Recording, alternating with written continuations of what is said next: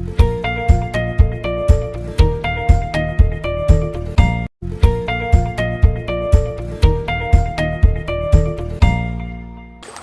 The lord. యేసుక్రీస్తు దివ్యనామంలో ఉదయకాల సమయంలో ప్రభుతో ప్రతిదినం అని ఆధ్యాత్మిక కార్యక్రమాన్ని వీక్షించుచున్న దేవుని బిడ్డలైన మీ అందరికీ నా హృదయపూర్వక వందనాలు చెల్లిస్తున్నాను. ప్రియులారా, బాగున్నారా? ఉదయకాల సమయంలో దేవుడు నాతో ఏం మాట్లాడబోతున్నాడో, దేవుడు ఏ వాగ్దానం ద్వారా ఈరోజు నన్ను బలపరచబోతున్నాడో అని ఎదురు చూస్తున్నావు కదా. దేవుడు కూడా నీ ఆసక్తిని గుర్తెరిగి ఒక అద్భుతమైనటువంటి వాగ్దానాన్ని ఇవ్వాలని ఉదయకాల సమయంలో ఆశపడుతున్నాడు. ఆదికాండం 15వ అధ్యాయం 1వ వచనం. అబ్రామా, భయపడకుము, నేను నీకు కేడము, నీ బహుమానం అత్యధిక మగునని చెప్పెను. Praise the Lord. దేవుడు అబ్రాముతో మాట్లాడుతున్నాడు, నీ బహుమానం అత్యధిక మగును. ఏ సందర్భంలో నీ బహుమానం అత్యధిక మగును అని మాట్లాడుతున్నాడు? గర్భఫలం దేవుడు ఇవ్వబోతున్నటువంటి ఆ యొక్క విషయాన్ని గురించి దేవుడు మాట్లాడుతూ నీ బహుమానం అత్యధిక మగునని చెప్పాడు. పరిశుద్ధ గ్రంథంలో రాయబడింది, గర్భఫలం యెహోవా ఇచ్చు బహుమానం. ఇంతకీ దేవుడి వాగ్దానం అబ్రాముకి ఇచ్చినప్పుడు అబ్రాము జీవితంలో అసలు సంతానమే లేదు. వారిరువురికి, అబ్రాము సారాలకు అసలు సంతాన ప్రాప్తి ఇంకా అనుగ్రహించబడలేదు. అయితే దేవుడు నీ బహుమానం అత్యధిక మగును అన్నాడు. అంటే ఏ సందర్భంలో చెప్పాడు బహుమానం అని? సంతానము లేనప్పుడే చెప్పాడు.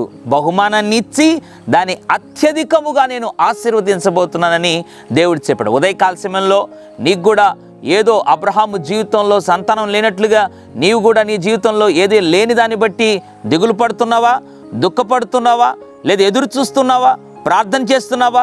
దేవుడు ఈ ఉదయకాల సమయంలో నీకు వాగ్దానం చేస్తున్నాడు.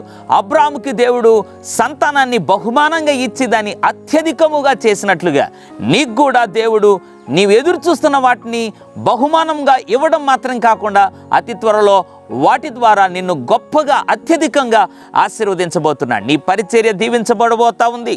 నీ కుటుంబం అత్యధికంగా ఆశీర్వదించబడబోతా ఉంది. నీ వ్యాపారం అత్యధికంగా విస్తరించబడబోతా ఉంది. కాబట్టి ఉదయకాల సమయంలో దేవుని సన్నిధిలో ప్రభువా, విశ్వాసంతో నా బహుమానం అత్యధికముగా ప్రభు దీవించబోతున్నందుకు వందనాలు అని ఉదయకాల సమయంలో విశ్వాసంతో పలికి చూడు.